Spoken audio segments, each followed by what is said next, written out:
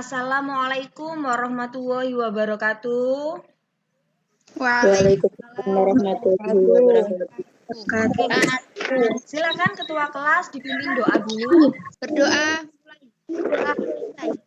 Saya absen dulu. Amalia Umarah. Hadir. Terima kasih. Sebelumnya saya sampaikan kepada Bu Vivin Budi Lestari di sini selaku sebagai observer pada pembelajaran kita kali ini yang akan menilai pembelajaran kita mulai dari awal sampai dengan akhir. Gimana kabarnya anak-anak? Masih sehat? Sehat ya, sehat ya? Sehat. Alhamdulillah. Semangat. Sehat. Alhamdulillah. Semangat. Semangat, tetap jaga kesehatan, tetap semangat. Jangan lupa kalau keluar kemana-mana harus pakai masker, jaga jarak, sering cuci tangan, dan makan makanan yang bergizi. Masih ingat kemarin kita belajar mengenai apa? Laporan keuangan perusahaan. Laporan keuangan jasa. Ya, ada dua. Belajar apa aja? Laba rugi. Ya, laporan laba rugi dan laporan apa lagi? Perubahan ekuitas. Iya, dan jadi hari ini kita masih belajar tentang laporan keuangan perusahaan jasa. Kenapa toh kita harus belajar ini? Karena kemarin kita masih ingat ya, laporan keuangan untuk menilai apa, Cah? Menilai kinerja perusahaan. Oke, menilai kinerja perusahaan. Jadi untuk kalian besok anak akuntansi yang harapan saya kalian akan membuat suatu usaha atau menjalankan usaha baik kecil ataupun dalam skala besar, kalian bisa buat laporan keuangan untuk kalian sendiri. Sudah siap untuk belajar? Siap. Oke, alat tulis sudah disiapkan? Ya. LKPD sudah di-download? Sudah saya share semuanya ya, ada di grup WhatsApp. Hari ini kita belajarnya tetap seperti kemarin menggunakan model pembelajaran problem based learning. Ada permasalahan yang harus kalian pecahkan. Ini tujuan pembelajaran kita hari ini. Yang pertama, nanti saya harap kalian dapat mengidentifikasi laporan posisi keuangan. Jadi ini lanjutan dari yang kemarin, lanjutan dari laporan laba rugi dan perubahan ekuitas. Yang ketiga, nanti kita belajar mengenai laporan posisi keuangan pada perusahaan jasa.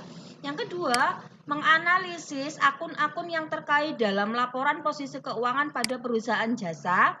Yang ketiga, menganalisis prosedur dalam pembuatan laporan posisi keuangan pada perusahaan jasa. Dan yang keempat, mengidentifikasi laporan arus kas. Yang kedelapan, membuat laporan arus kas. Laporan posisi keuangan. Jadi terdapat 3 komponen. Silakan dicatat dan diamati. Manfaatnya seperti ini, silakan dicatat. Ini untuk laporan posisi keuangannya ada 2 bentuk. Ada 2 bentuk. Kontrol dan stafel.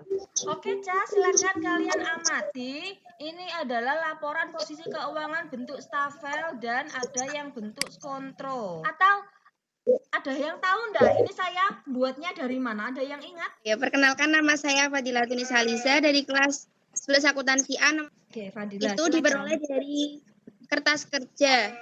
Dari kertas kerja yang sebelah mana? Yang neraca, Bu. Yang kolom neraca yang di atas itu ya. Oke, benar sekali. Ada yang tahu bedanya kontrol dan stafel? Silakan. Saya, Bu. Oke, silakan. Endang, siapa ini? Endang Susanti. Endang Susanti. Ya. Oke, silakan. Perbedaan skontro dan stafel. Kalau skontro bersebelah menyebelah atau kanan kiri, kalau stafel atas dan bawah. Ada pertanyaan untuk laporan posisi keuangan? Saya mau nanya, itu modelnya kok nggak sama di kertas kerja ya, Bu? Modal Pak Andi ini ya? Iya. Nah, untuk di laporan posisi keuangan, modal ini jangan pakai yang ada di kertas kerja, tapi ambilkan dari laporan posisi perubahan ekuitas yang kemarin di modal akhir. Oke, kita sekarang belajar mengenai laporan arus kas. Ini manfaat laporan arus kas, silakan diamati. Kita mencatat pengeluaran atau pembelian dan pendapatan secara tunai. Nah, kalau saya bayar listrik secara tunai, berarti masuk ke laporan arus kas enggak? Iya. Iya. Kalau saya dapat jasa reparasi secara tunai, masuk? Masuk. Masuk, karena tunai. Misalkan saya beli motor secara kredit, Masuk? Tidak. Tidak. Gila.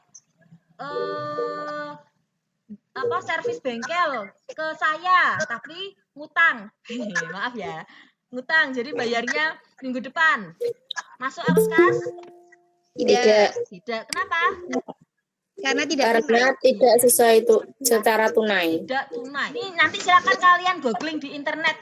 Apa bedanya aktivitas operasi, aktivitas investasi, dan aktivitas pendanaan. Itu nanti kalian diskusikan juga. Bu, boleh diulangi tadi sumbernya untuk penggolongan itu dari mana, Bu?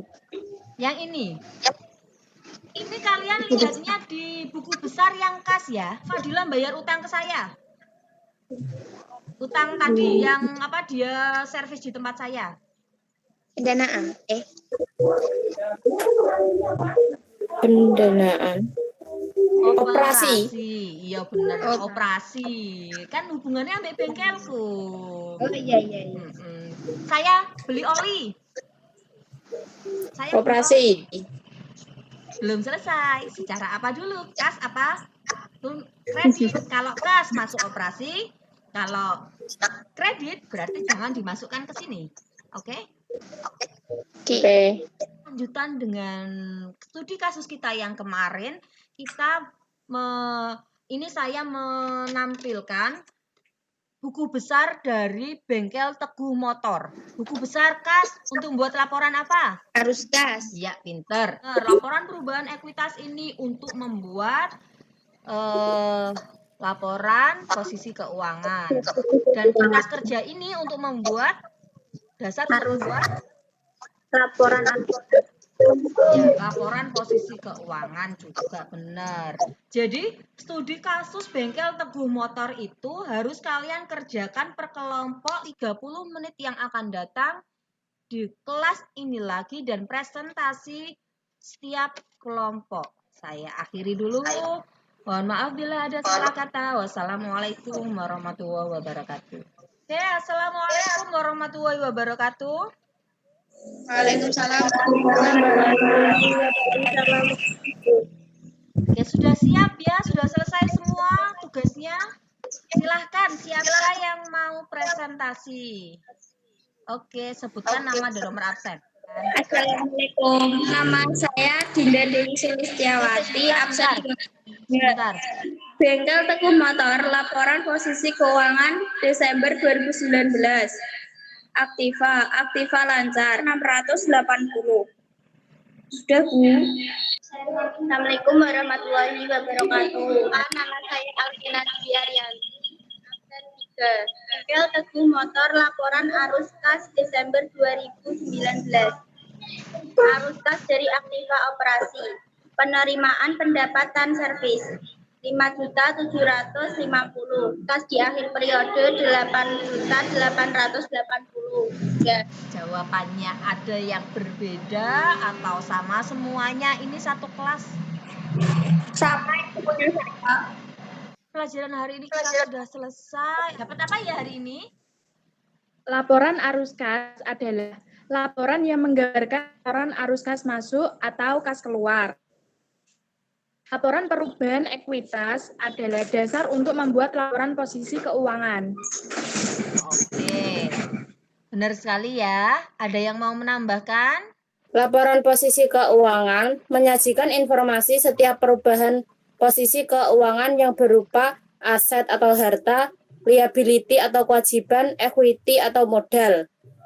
Arus kas adalah laporan yang menggambarkan arus kas masuk dan keluar perusahaan. Laporan arus kas memiliki 3 aktivitas, yaitu 1. Operasi. Operasi itu adalah uang masuk dan keluar secara tunai yang berhubungan dengan kegiatan operasional perusahaan. 2. Investasi, yaitu pembelian dan penjualan aktiva tetap secara tunai. 3. Pendanaan. Sampai di sini dulu, silahkan tugasnya yang di LKPD jangan lupa diupload. Saya tunggu paling lambat jam 5 sore. Kita bertemu lagi minggu depan pada materi jurnal penutup pada perusahaan jasa. Sampai di sini saya akhiri. Terima kasih, tetap semangat semuanya. Jangan lupa jaga kesehatan. Wassalamualaikum warahmatullahi wabarakatuh.